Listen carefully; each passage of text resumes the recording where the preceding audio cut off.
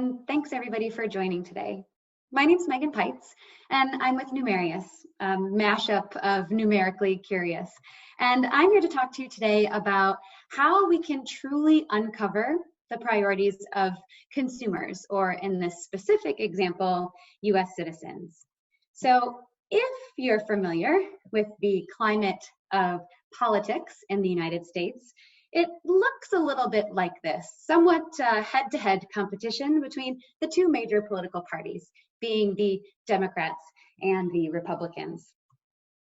And over the years, it would appear that we've become more and more distant from each other in terms of the Democratic views and the Republican views. There are many research companies out there that try to measure this behavior.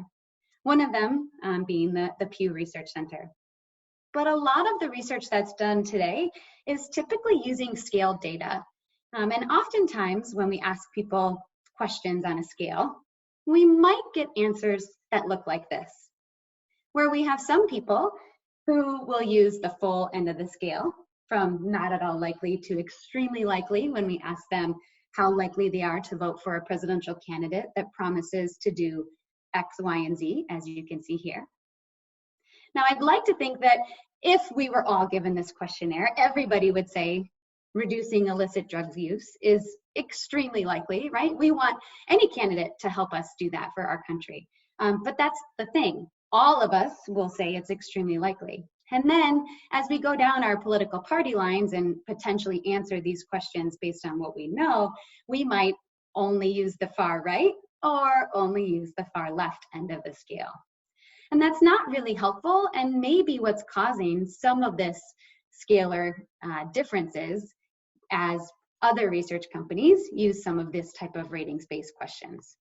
What we're proposing is using the technique called MaxDiff, or some of you might have heard best-worst scaling. Basically what we do is we force you to choose between those different political positions so that we can uncover what's truly important to you as a citizen.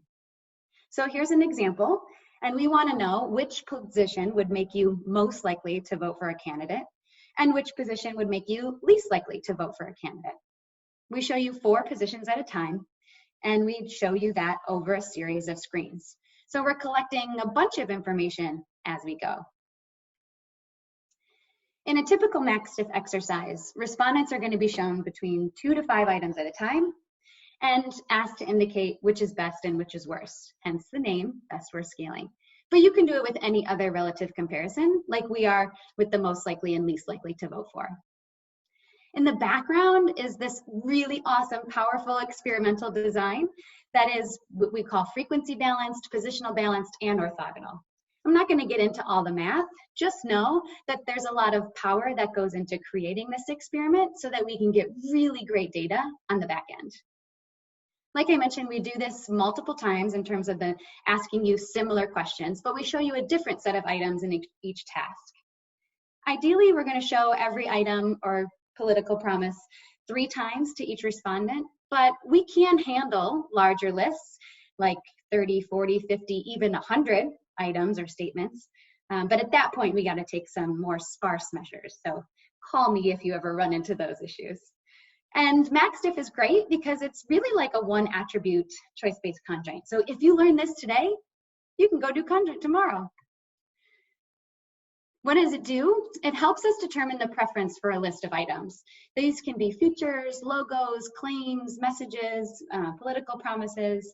And the best part is that we get a ratio scaled value that can be converted into ranks, and we can even use them in simulations. Usually when you hear your client say you want to prioritize a list of items, that's going to be your keyword for a MaxDiff analysis. In addition, it's so great because it's also going to simultaneously force discrimination, because we can't mark everything as great and everything as bad, right? Or everything as extremely likely and nothing as not at all likely. That's going to tease out this discrimination, which will make for great cluster analysis, which I'm going to show you as well. And it even works with small sample sizes. Now, it can be difficult to program if you don't have the right tools, so a little shout out to my friends at Sawtooth Software, since they support me in all the MaxDiffs that I do. Now, what's going on here with this MaxDiff exercise, and why do I love it so much? We can see on the right one question and someone's answers. Now, just from 2 clicks, because they chose reduce illicit drug use as the #1 promise that they would be most likely to vote for a candidate if they would say it, then it's more likely than all the other 3 items that are on that screen. On the opposite end, this person says that they're least likely to vote for the candidate who says improve infrastructure such as roads and rails, which means that they're more likely to vote for someone who said increase funding for healthcare for low-income individuals versus someone who says improve infrastructure for roads, and they're more likely to vote for someone who wants to improve our reputation than someone who says improve infrastructure. The only thing that we don't know are those 2 middle ones, right? We don't really know if this person wants to increase funding or improve relationships. So really, we only have to ask one more question and we can have a full rank ordering of all of this data. But we don't just use ranks. We get these ratio scores where we can say a score of a 6 is 2 times as good as a score of a 3. So in this example, this is actual data from a few years ago, about 500 respondents, and weighted to census population for the United States. The #1 promise that they wanted their presidential candidates to make that they would be most likely to vote for was reducing taxes for middle and lower income households. That seems, pretty logical. We're not, finding super ahas here. But you can see as things go down, there's a couple of different tiers here. And, at the very end, you have your reducing foreign trade, expanding offshore drilling as the least likely to vote for. What's really cool is we can look at this exact data by different subgroups, males and females, customers and prospects, or in our example, Republicans and Democrats. So if you know anything about the US politics, it's not surprising that to see a Republican want both reducing taxes for middle and lower income households, but also things around reducing illegal immigration. Versus Democrats, not also surprising to see, guaranteeing national health care program is their #1 thing that they would be most likely to vote for a candidate, as well as raising taxes on the rich. So very in line with what we know about the parties today. But the great part is we can really see some of those middle items and see how different Republicans and Democrats are, and see if it's truly a difference or if it's just a fact of scale. So when we force respondents to make difficult trade-offs, we can learn what they truly value. There's a great article by Brian Orm on the Quirks repository about how good is MaxDiff data in comparison to ratings data, which is what I just showed you, but also talking about rankings data, right? You could sit here and say, well, Megan, if I'm just going to look at ranks, why don't I just ask a ranking question? But it's really difficult when you have more than 10 items.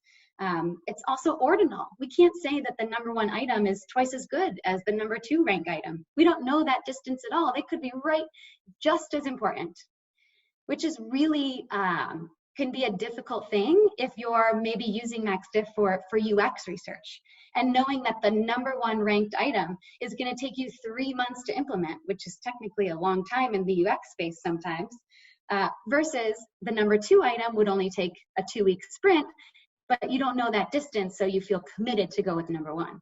Should you have just used MaxDiff, you could have known that 1 or 2 would have made your users just as happy. So taking a look a little bit deeper, comparing the methods, just to kind of harp on why I really like this technique versus the ratings technique. If we actually looked at the #1 MaxDiff score, which we already saw, reducing taxes, the #1 rating score, if we look at the mean, is improving infrastructure such as rails and roads. Probably not really the #1 overall. Second, developing alternative energy sources, and third, increasing funding for education. So very different conclusions, except for #3, they're aligned. And then you can see kind of the differences below highlighted as well. We also see the major discrimination from the MaxDiff data versus the mean scores simply tend to stick between 2 and 5, or 2 and 4, I should say. Now, you could also look at top box and top 2 box if you wanted to look at the ratings data and see if those things align. The ratings top 2 box aligns with your ratings mean scores, but not the MaxDiff data.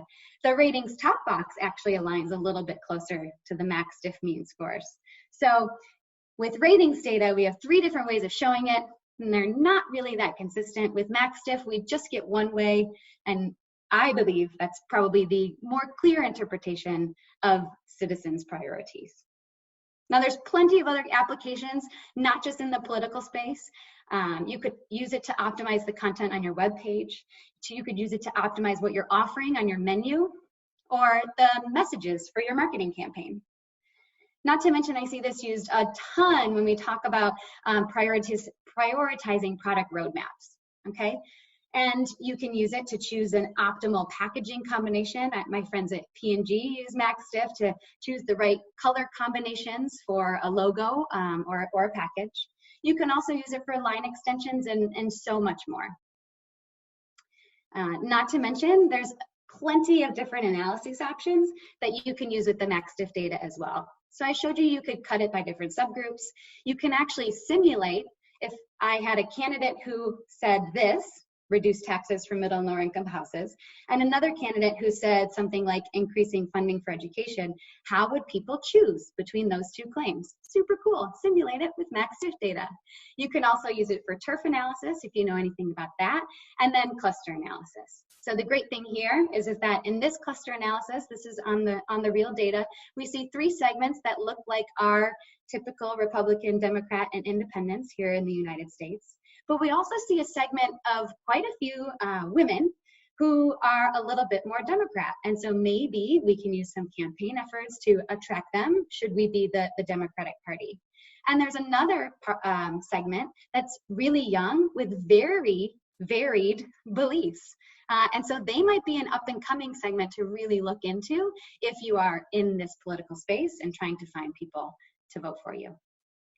So what does all this mean? I really think MaxDiff is great at eliciting those discriminating preferences, forcing people to choose so we uncover what they truly value. And I really think it's important to consider MaxDiff when you're questioning respondents on attitudes, right?